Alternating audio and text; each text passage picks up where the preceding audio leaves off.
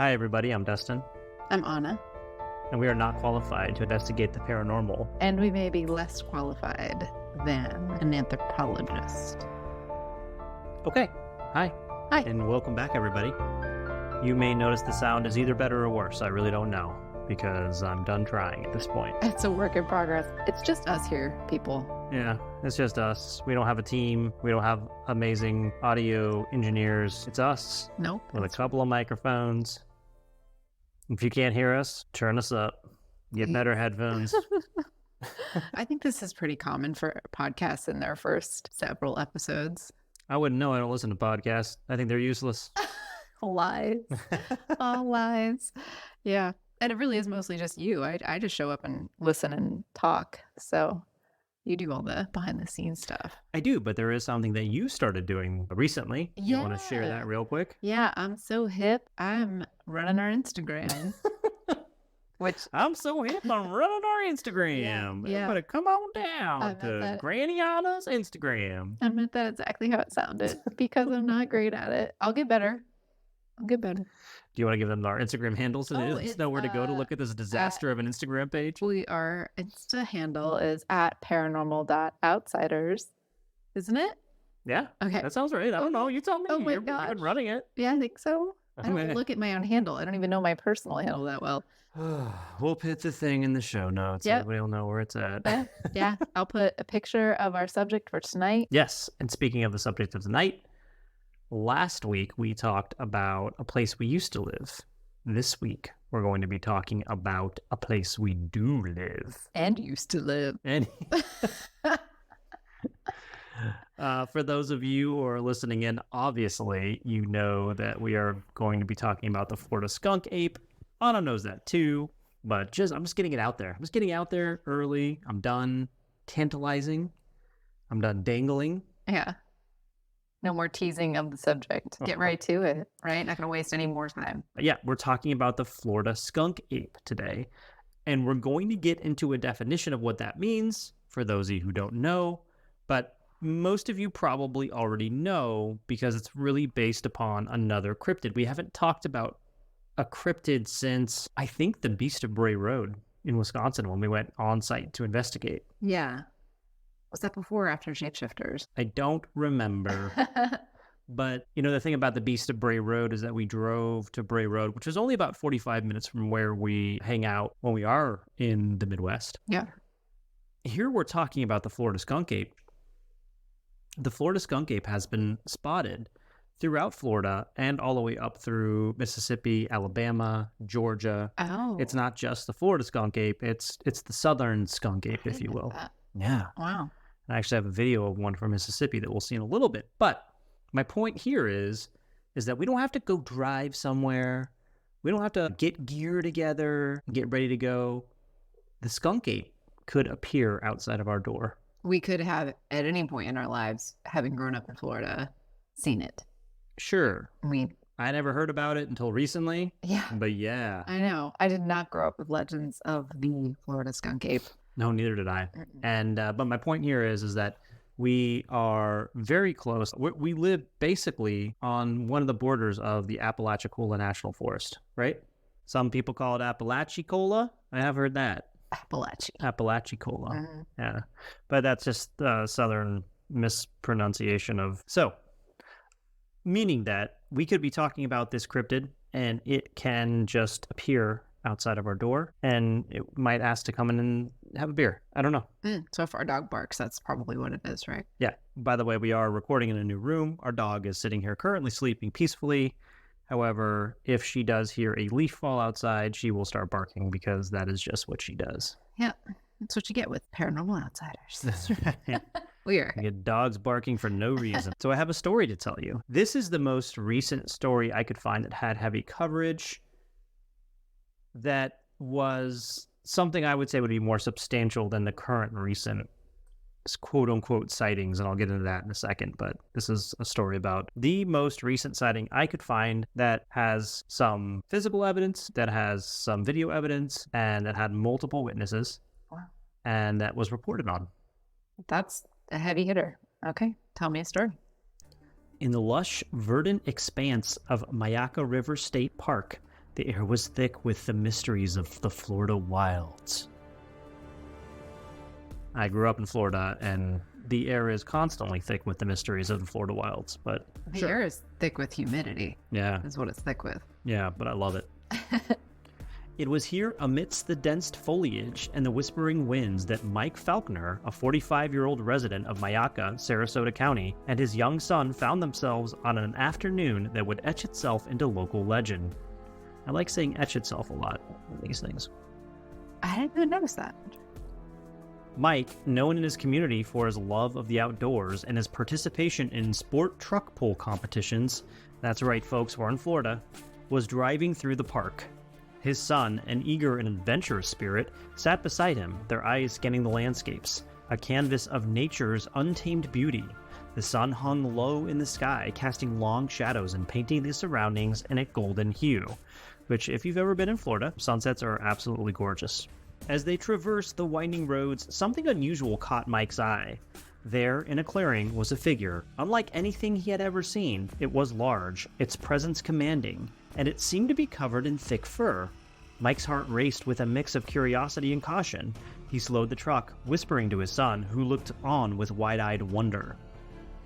It doesn't say what he whispered, but he was whispering, trust me. Yeah. They stepped out of the truck, their feet crunching on the underbrush. The figure, momentarily still, suddenly moved with surprising agility. Mike and his son, driven by a mixture of fear and fascination, began to chase the creature, hoping to unravel the mystery that unfolded before them. The figure was elusive, darting through the trees with a grace that belied its size. As they followed, the air was filled with a peculiar odor, pungent and unmistakable. It was then that Mike realized that they were chasing the legendary skunk ape, a creature spoken of in hushed tones and etched into the folklore of Florida. He realized it, a combination of all those things. I think it was the smell. The smell. That was like the last check in the box. Okay. Their pursuit was a blur of green and brown, the sound of the forest amplifying their heightened senses. The skunk ape moved with an otherworldly ease, almost as if leading them on a dance through its domain. Mike's son, a mix of excitement and awe, followed his father's lead, their bond strengthened by the shared quest into the unknown. As quickly as it had appeared, the skunk ape vanished, melting into the shadows of the forest. Mike and his son, breathless and exhilarated, stood in the silence of the woods, the echoes of their adventures lingering in the air.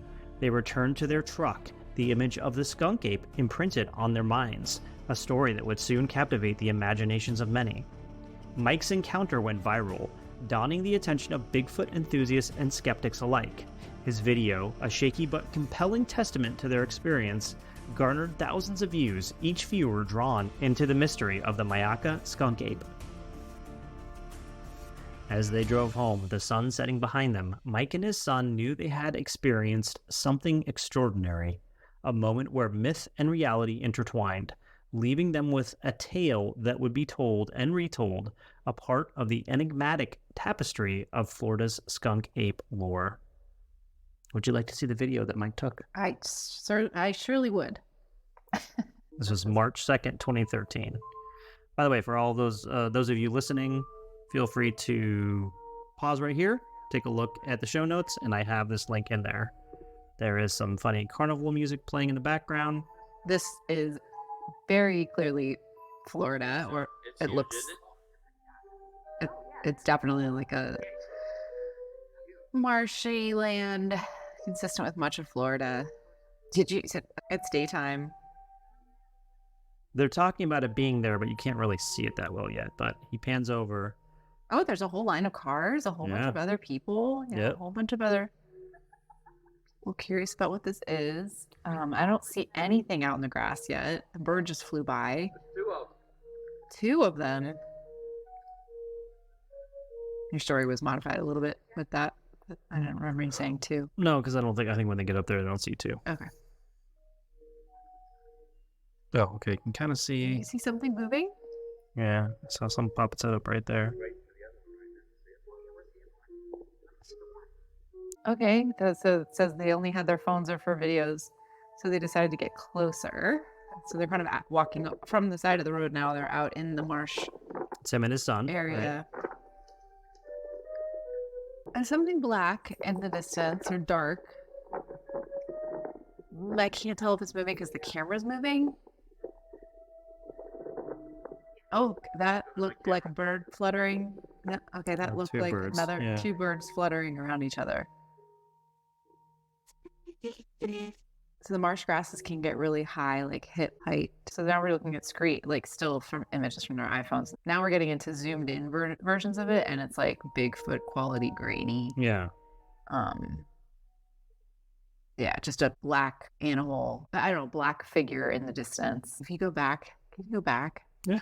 To the farthest away, like still image that they showed, the circles. That's a good place to pause, because that you can maybe estimate how tall it is. Yeah, because the grass is pretty tall, and he's at least, I mean, that's pretty tall above the grass. The thing is, the grass height can vary a lot. It's not like the plains, the Midwest, or like a cultivated field where there's standard grass height or growth height. These marshlands can have patches where there's no grass, right? Where you get a clearer shot right next to patches where there is a lot of grass. Yeah, what a lot of people don't realize about Florida is that it is one of the biggest beef producing states. So usually these big marshlands and fields have cows in them, or have some kind of, livestock. Yeah. It's kind of useless to just have marshland. So people try to capitalize on whatever they have by putting cows in there. So especially in Sarasota, there's a lot of ranches, cattle yards, all that kind of stuff. Yeah. Especially in the outskirts like this looks like it is. Mm-hmm. So, okay, so my generous guess of how tall it looks to be maybe 5 feet at the tallest. Okay. It does not look like a tall man, but it is narrow. It looks fairly bipedal. It could be. Is the Florida Skunk Ape supposed to be taller? I don't recall much. How about I read you a definition? A description. I don't even know if I would go so far to call it a definition. I mean, okay, no, but species description. There is a description. Okay, here we go. The skunk ape, often referred to in the folklore of the southeastern United States, particularly in Florida, is a cryptid similar to the more famous Bigfoot or Sasquatch.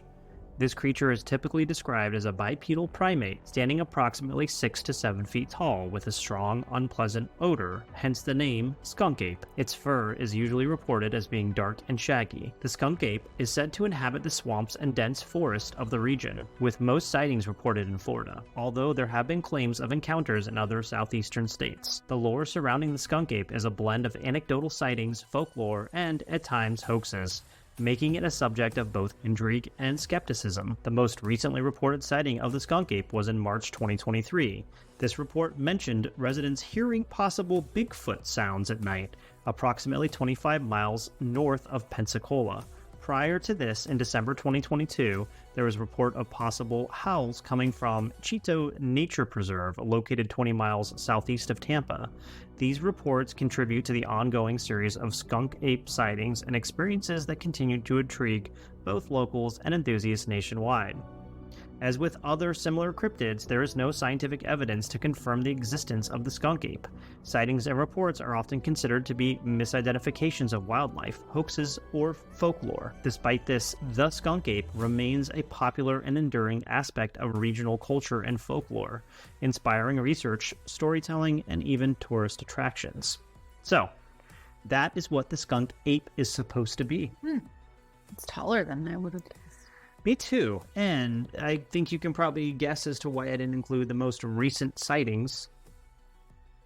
They're garbage pictures? No. Oh, what? They weren't pictures at all. Oh. They were sounds. Oh. People said they heard Bigfoot-like sounds. I've got to be honest. I don't know what that is. No, there's no standard. Okay, so to describe a cryptid with references to other cryptids is not especially helpful. Everybody knows who Bigfoot is. Yeah, but I don't know what Bigfoot sounds like. There's no... That's the thing. Are they talking about Harry? They saw Harry and the Hendersons one time. Right. Have they seen another Bigfoot and watched it make a call and are like, oh, that's the thing? Yeah. Does it sound like an ape or does it sound like a skunk? Or does it sound like... Well, the skunk only refers to the sound or the smell. But anyway. Skunky ape. I think you and I have a lot to talk about here because we grew up in Florida and there are lots of things about this that we can address, just quote unquote native Floridians. So it could be a Florida panther. It could be a bear. We've got bears. We have black bears in Florida. And when I see this, that's kind of what I was thinking. And that's what I figured everybody else would think it was. Is Right. like, oh, it's a Florida black bear. Right. But they didn't. No. They were like, oh, what is it? It's weird. It's like standing on two like hind legs. That bears do that. Bears can do that. Yeah. I don't know enough about bear behavior, and this is where a zoologist, this is where like if you wanted to go into broader, as we usually do toward the end of the episode, the broader categories of this, we have cryptozoologists and zoologists and biologists. And I don't know how often cryptozoologists refer to or collaborate with zoologists and biologists. I don't know either. What defines a cryptid? A cryptid, I think, is a creature that currently is only known in folklore and doesn't have a scientific definition, meaning it doesn't have the kingdom, phylum. It hasn't been officially discovered or acknowledged by the scientific. Maybe no DNA has been collected of it. Yeah, I don't know how so then there's a whole like zoologists and biologists who discover new species. Right. And you said that definition of cryptid, it's described in folklore, so it's very unique to anthropological studies. And I think an important thing to say is that a biologist or zoologist who's out there trying to discover a new species, like if they discover a new type of caterpillar, it's not like, oh, they found a cryptid and now it's no longer a cryptid. No, because that caterpillar probably wasn't like the screaming banshee caterpillar of Mount Zudu. You know what I mean? It wasn't something that was talked about. So therefore it's not a cryptid. It's just a new species that they found. Yeah. Whereas this, and we'll get into this too, because there's actually academic stuff going on here. There's one researcher who has kind of dedicated a lot of his career to looking for primates that are kind of the missing link idea, where they're not quite human, but they're not really monkeys. So what are they? You know, like, so they're intelligent, but anyway. Oh, I want to hear about that. Yeah, we are going to talk about that next. But I do have a couple of more YouTube videos to show you. Okay. If you'd like to see some more stuff. So I have the guy in Mississippi I'd like to show you. So for those of you listening, if you want to look at the video from the guy in Mississippi, I think it's going to label it as Mississippi sighting. Go ahead and take a look at that, and we're going to watch. So this is a little denser forest now with okay, so it looks like we're, I don't know, what would you say, 10 yards? It's pretty close. It's really close. Some trees obscuring it. It does look like it's got a very long arm reaching. It looks like a chimpanzee. Yeah. So he was saying he got so scared that he accidentally stopped recording and then realized it and started recording again. So it it's looks ripping like a tree. Yeah.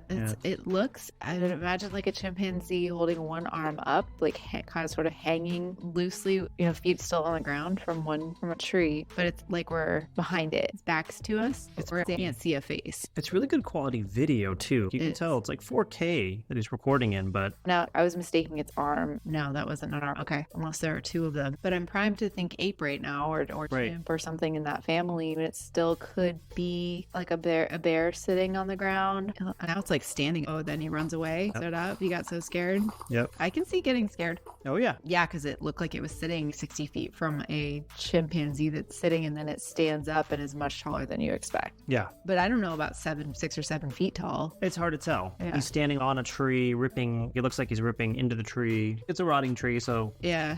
Primates are known to, it's one of the things, they're known to use tools. They'll take a stick. Yeah. They'll stick it into a rotting log, and then when the insects crawl on it, they'll pull it out, and then that's what a tool is used. Yeah.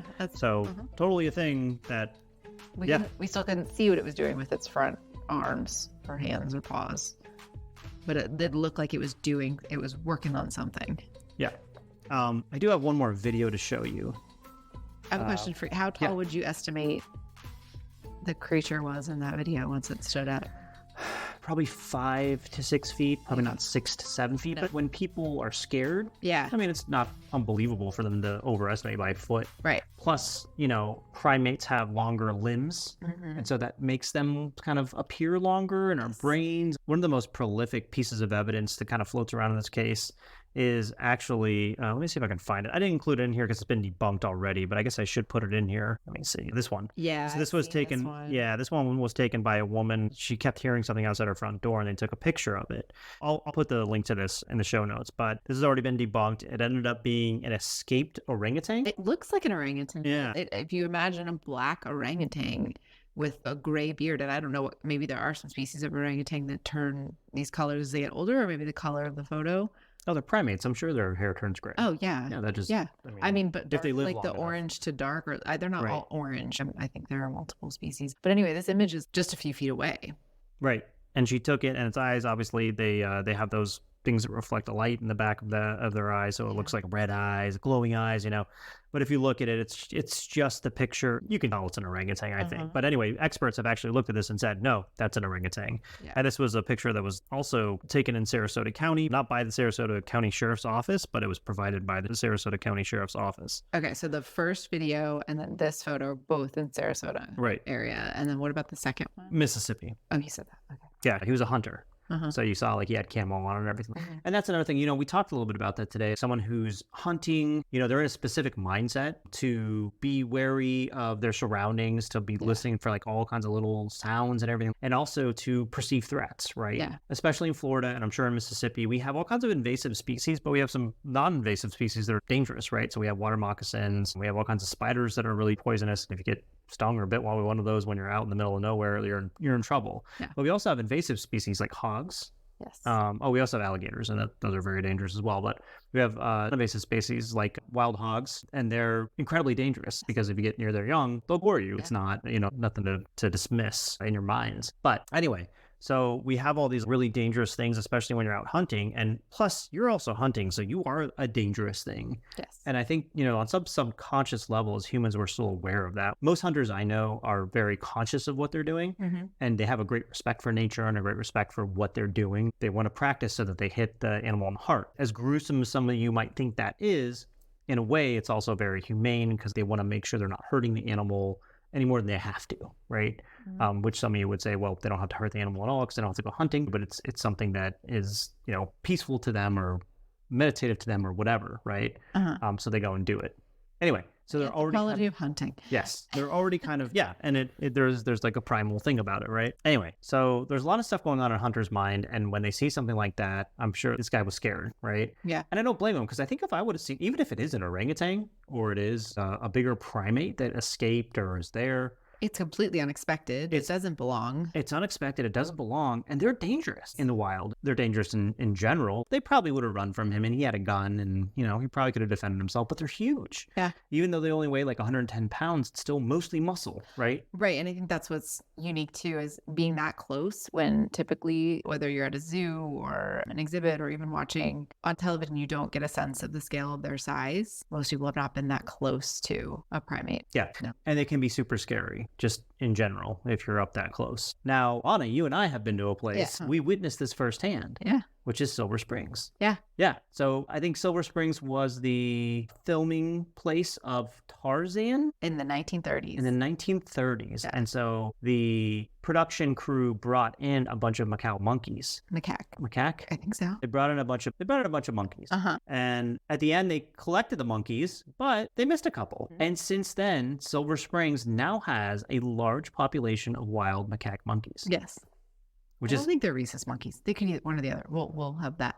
Yeah.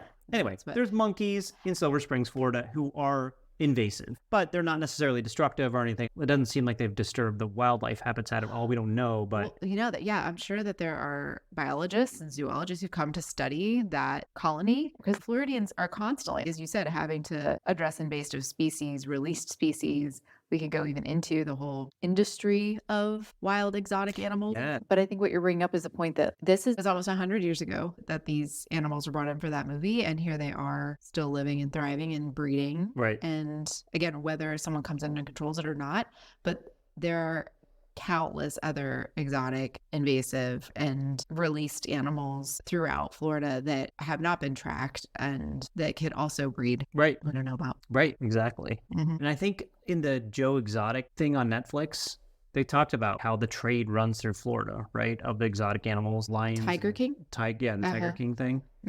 Yeah. They talked about that specifically. And I think that the woman he hates, she's in Florida, right? Oh, yeah. Carol, yeah.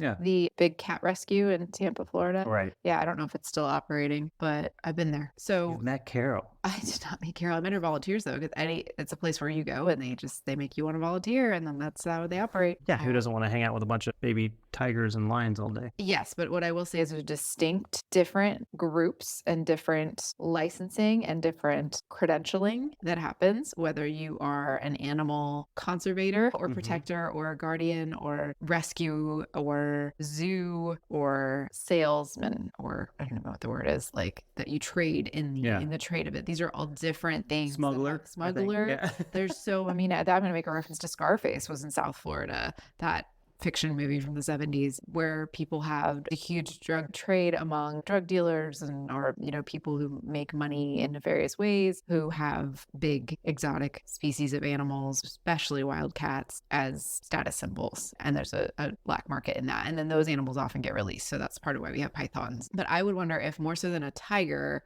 getting released, that's going to pretty quickly be captured by animal control. I don't know how much could a primate thrive if it was sneaky enough and had good survival instincts. That's a really good question and a really good segue into this next video that I'm going to show you. Okay. Which is basically a bunch of modern day Bigfoot / skunk ape hunters who live in Florida, in South Florida, and that's what they do with their lives. It's a news crew who follows them into the swamp and they go looking for the skunk ape. Okay. But there is a subplot. Mm-hmm.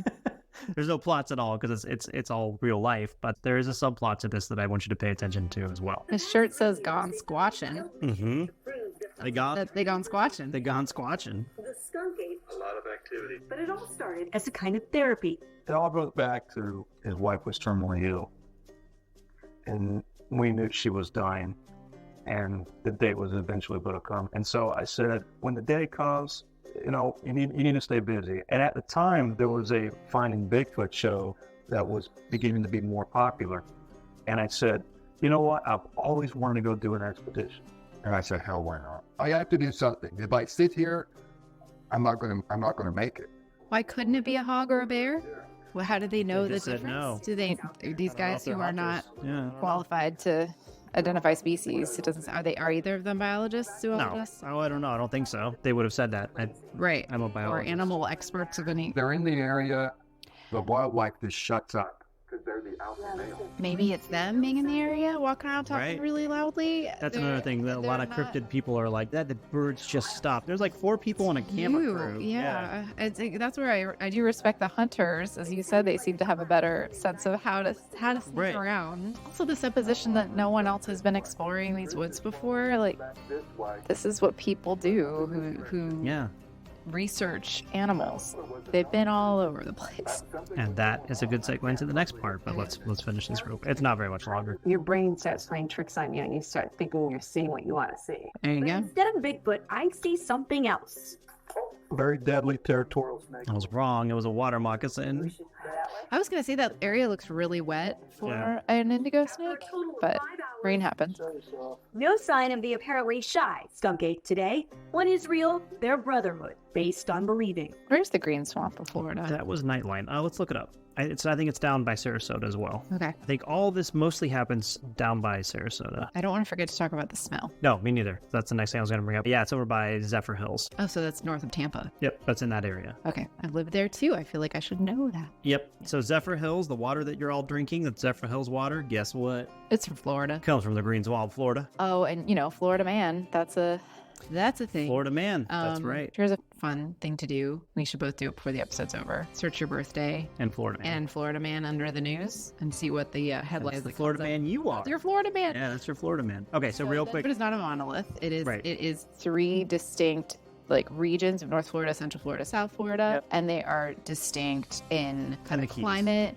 And the keys, the keys is like we're on a separate place. They're distinct in climate. They're distinct in geography. They're distinct in culture. They're distinct in population. Definitely distinct in what their major cities are and things to do and nature. So it's a diverse place in many, many ways. And politically too, you might get an impression that it's not so much anymore, but it is. Yeah. I love my home state. There you go. Wild. We love our home It's a state. colorful, lawless swamp. That being said, did you catch the subtext of what was really going on in that video between those two guys?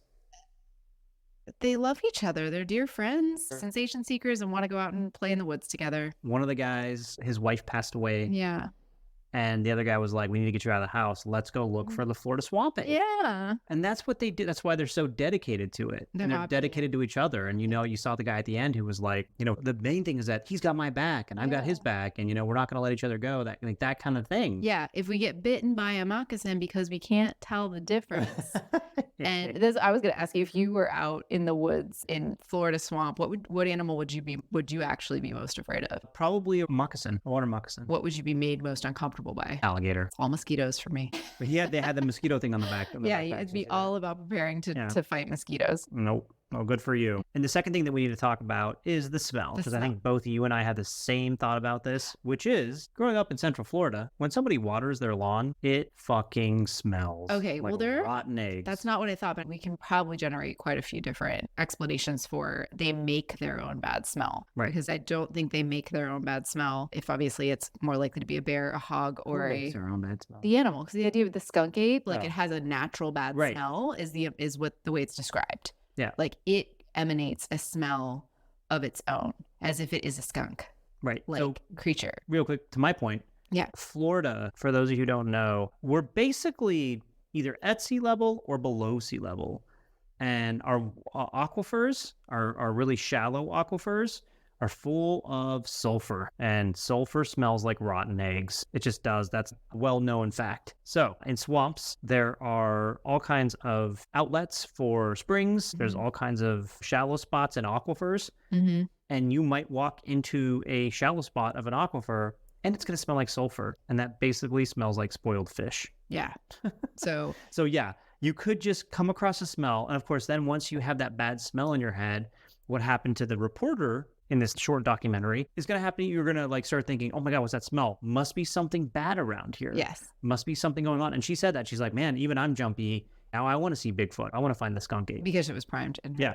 And I think if you're remembering something, all of the sensory cues that you had at the time can become tied to other parts of the memory. So it's like, this thing happened to me, and okay, what were all the senses that you noticed at the time? And be like, whatever smell came up, it might not be caused by the thing that it causes your memory. Right. It might not even be the thing itself, but you remember it. A bear walks into the room and it's wearing a red ribbon around its neck. The color red might like trigger that memory, or it smells like honey, right? Or there's the smell of baking cookies. Yeah. That smell might be associated with the bear. And this is what people like. This is part of why our memory is so fallible and malleable, because it's about associations, not causation. Our memory is much more associative than we realize. So the cause piece. I was thinking it might be that, remember we had a dog that came upon a skunk. Oh, yeah. So an animal that interacts with a skunk is going to, it's terrible. It smelled like an awful. electrical fire that someone threw human hair on. Yeah. It smelled so bad. It didn't smell like when you smell a skunk on the side of the road. Oh man, that's a skunk. No. Or a pot. You know, like skunks smell like pot, like someone smoking pot. Yeah. Right? That's the smell we get. A little bit worse. Up close, real up close, guess what? That's not the smell. No. It's like burning smells tires and fire so and hair. bad. It's so bad. So I'm thinking like an animal, especially a non-native species or an introduced species or an animal that's been freed or released or has never been there and doesn't know how to navigate with the territory, might come across a skunk and not know what to do and get sprayed. Yeah. So it's a possibility that, yeah, it does smell like a skunk, but not because it's not emitting that smell. It also could be a skunk. We got skunks in Florida. Yes. Galore. We do. Yeah. That's what it's like. There's so many skunks, but they don't typically grow to that size. So the evidence. Well, right. No, I was just saying like it could be a skunk and then they see this big creature that could be a bear. It could have just been that's what I'm saying. Yeah. The smell, it all just gets associated with if there was just a skunk around when it happened. Right. And so that kind of brings us back around that like the skunk ape isn't necessarily any different than Sasquatch or Bigfoot if those things exist. Because like the distinctive thing about it is that it stinks. It has a very distinctive smell. I mean, everything you described. Otherwise it's said that it's video. Well, otherwise it's 6 or 7 feet tall. If it's still a cryptid, it's like Bigfoot. bipedal. Right. Yeah. But I think the unique part about having Florida having a cryptid like this is there are so many animals we've named that it could be. There are so many alternative explanations. It could actually be a primate. You were saying it, it's a primate lake. Well, this is an area where a primate could be released and it could thrive. We know that primates, for example, in Central Florida, are already thriving. So that's pretty well ruled out. Yep. As it being impossible for a primate to live there or be introduced. These guys were right when they were like, why not here? Why can't a primate live here? Yeah. Absolutely. Yeah. They can. And they do. Yeah. Yeah. And as compared to Sasquatch or Bigfoot, with Bigfoot, it's like we have the classic video and picture and the footprint piece, but we don't have a lot about it smells like this. Right. Or it sounds like this. Yeah. There is a swamp ape casting of a footprint. There's a man in Florida, and I should know his name, but he has started a headquarters for this skunk ape and has like a museum there with all the sightings and castings and everything else goes out. Should we visit it? A copy. Okay. Well, we'll put it on our field trip list at some point for you guys and share images from there. And on that note of it just being Bigfoot, so there is actually a small group of academics who are studying that phenomena. Yeah, tell me. Oh, studying the belief in Bigfoot. No. Like studying the possibility of Bigfoot. Yeah. And I found an article on it, and I'm just going to give you a brief synopsis of the article because it does better than anything I could do. Here we go. The article, The Scientific Search for Sasquatch with Dr. Jeff Meldrum on Outdoor Hub delves into the work of Dr. Jeff Meldrum, a professor of anatomy and anthropology at Idaho State University and an expert in anatomical sciences. Meldrum's interest in Sasquatch, also known as Bigfoot, Swamp Ape, or Wild Man of the Woods, was sparked at a young age by a film by Roger Patterson depicting a large, hairy, human-like creature. That's the Patterson film. That's the Patterson Thank film. you, I can remember. This interest led him to study primate evolutionary biology and bipedalism in college. So he literally went on to study these things because of that film. You're so interested in the possibility of a Bigfoot. Meldrum's research took a pivotal turn in 1996 when he visited Walla Walla, Washington, to investigate footprints and find Bugs Bunny. Now, to investigate a footprint cast collected by Paul Freeman. Despite initial skepticism, Meldrum found convincing evidence in the form of 14-inch footprints of a bipedal creature, leading him to further investigate this phenomena. His studies later led him to conclude that the Sasquatch foot displayed a unique combination of primate ape-like features and specializations for bipedalism. While some of his academic colleagues are skeptical, Meldrum's work has gained support from renowned wildlife biologists like Jane Goodall and George B. Schaller. He's also founded a scientific journal, The Relict Humanoid Inquiry, to further explore and validate the existence of Sasquatch. He emphasized the importance of corroborative evidence such as well-documented footprints, hair, scat, and multiple witness accounts in providing the existence of Sasquatch. Mm-hmm. In other words, this dude has a bunch of shit hanging out in bags in his basement. Oh. I don't know if that's true or not. Meldrum's current project, the Falcon Project, involves using a blimp equipped with thermal cameras to survey wild areas for heat signatures that could indicate the presence of Sasquatch. This project aims to gather more concrete evidence of the elusive creature's existence. Anyway, he says everything that was said in that article. Mm-hmm. You have to have corroborative evidence. Yeah. And that's what goes back to my question before of how does a new species get discovered? What is required by the scientific community outside of an actual specimen? Right. I'm guessing that's required. Yeah. It's an actual specimen. So in that, I don't know why I hadn't mentioned it in here because I really wanted to mention it. Some researchers believe that only 3% past taxonomic diversity of hominids have been discovered. In the historical lineage, right, in the evolutionary charts, I'm just going to post links to this because I love this website. The Smithsonian has the most amazing evolutionary timeline with all the species mapped out and when they emerged and when they died off, and including Homo sapiens. It's really cool to look at and get a sense of deep time and evolution and all the different species, because I think the layperson like myself in this domain thought it was much more linear, thought that there was like, the missing link in the chains in the link, when there were all these other hominids that emerged and then disappeared and then emerged and then disappeared. And I think having an understanding of that makes people probably really excited about the possibility of Sasquatch. Like, it's so cool that we coexisted with all these other humanoids, hominids, all the, and that we just carried on. And so it's not impossible there, because there was a time in human history when there were other species like us that didn't make it. And then all that remained were us and the primates that we have now. Yeah. So it's cool, as we've talked about with so many things in the paranormal universe, as the idea is very cool. And I'm more interested in the actual reputable scientific community and how they do their jobs. Right. Because, again, I think this discredits the people who spend their entire professional lives understanding how we discover species. Well, that's what this guy's doing. Yeah. He is spending his life doing that. He's focusing specifically on primates that might be somewhere between us and whatever we are. What are we the closest to, chimpanzees? I think so. Yeah. Us, and discovering if there is a missing link that's still alive today. Yeah. That doesn't sound as far-fetched as there's a Sasquatch or there's a skunk ape out there, but it's the exact same thing. Well, it would have to be because it's here today. Now, I mean, the question would be, how related is it? Is it more related to us than a chimpanzee or less? And that would be evidence of a missing link. Yeah. Right. But this is where I get really confused about the areas of the earth where we survive as humans, right?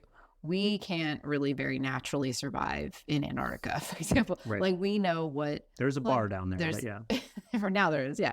But if you look up any animal online, you're going to see, where does it live? Like, what kind of climate does it need? What kind of environment? What does it eat? How does it thrive? And when a species is thriving, it mates, right? Mm-hmm. And it grows. And when people discover new species, they're often in places that aren't environments that humans share, right? Yep. A species that is supposed to be so close to us in the chain, you would think would have similar needs and similar environments. And I don't know. This is just a very lay question of how come there aren't more of them, and how come they're not easier to find? Why do they hide? What is Maybe that the about way them? that they've Because survived. other primates don't hide like they do. Other Right. primates colonize. But maybe the way that they survived the next evolution of Homo sapiens is that they were able to hide from us. They were more elusive. They were able to become more solitary. Yeah. And that is a huge red flag. That's a big gap for me, because primates, we are social creatures. Sure, we are. Human. Yeah, Mhm. we are. And to my understanding, every other primate that remains is a social creature. Sure. And colonizes in mass numbers for their safety. Mhm. And so if they deviated from that so much, how are they the missing link? Wouldn't they be something completely different? Right. Maybe they are something completely different. Yeah. My point is that then that kind of answers all your questions. Why are they solitary? How have they eluded us for so long? Because they do, and that's how they have survived for so long. Yeah, but it still doesn't, your species doesn't survive if you decrease in numbers and you change your... We don't know if they're decreasing in numbers or not. With the idea being they're very, very good at hiding. I don't know about that, because some people have caught them on camera now, but maybe the point that we are catching them on camera more and more has to do with the fact that there's more and more of them. Oh, and then what I've always heard about from Crypt about maybe this is where we leave us, because it ends, unless you have other pieces you want to talk about. No. It is the end of life. One of the biggest criticisms of the cryptid paranormal sciences is they don't just leave droppings. They die and they leave So archaeologists were able to discover all these species of dinosaurs because of their remains. Sure. And if there are species that are actually currently living, they would also leave remains. Are they really, really good at burying their dead? Are they They really, might be good really at burning them. They might be you're right. So their tools could be okay. I'm just saying. I think this is one of the more believable paranormal things. Because of their potential similarities to us, because they could use tools, because they could hide from us. Yeah. What if they're even living among us, but sometimes they just like to go out? They know how to disguise themselves so well that they're just living among us for the most part, but then sometimes they like to go out and be wild. What if they actually shed their skin? What if we don't even know so if to they speak. actually are lizards? And They they could look be like lizard lizard people. people. Yeah. Now we're back to lizard people. Okay, that was a large leap from what I was saying, but sure. What if they're shapeshifters? What if they are shapeshifters? Yeah. I didn't say that. I just said they're good at disguises. They're good at, so you're at Harry and the Hendersons, like in his trench coat and big hat. Yeah. Yeah. Or Earth Girls are easy. They just shave every once in a while. They shave their entire bodies every once in a while. I love it. Yeah. But why would they want to be among us? Because they need to hide from us. So what's the best way to hide from us? Hide within our ranks. That's what the lizard people do, Anna. We need to do a lizard people episode. We sure do. Because I am sounding crazy right now, but I don't know. I don't think that there are lizard people. We'll get into that when we do the lizard people thing. But this is something that I feel like, based, not just me, but other academics feel like this is a possibility. Yeah. And it's a possibility because it has happened within human history before. Of a species thriving that we don't even know about. Yeah. Oh, a species thriving that we don't even know about. Specifically a species that's similar to us thriving that we don't even know about. The discovery of new primates. Yeah. We didn't. Yeah. I can get it. We lived together with Neanderthals, right? We lived together with all kinds of other species of, is it like Homo erectus? Mm-hmm. Or no, are we Homo erectus? I don't remember. I think anything that walks on two legs is Homo erectus. Yeah, that's a broad category. Yeah. We lived with other species or with other groups within Homo erectus before. So why can't we still be living among them? Are they living among us now? And you're like, well, why would they choose to live in I don't know, because cities stink, because suburbs are boring. They don't like Jimmy John's. I don't know. But, they would rather eat an alligator. Uh-huh. And we eat alligator too, right? We have alligator tail here. People do, yeah, in case you didn't know. People do. Eat alligator. It tastes like chicken. It tastes like fishy chicken, Yeah. which I know sounds gross, but if you deep fry it, it tastes pretty good. It's You like, can deep fry anything and it tastes. that's true. It tastes like frog legs. I think Yeah. that frog legs and alligator taste incredibly similar. Okay.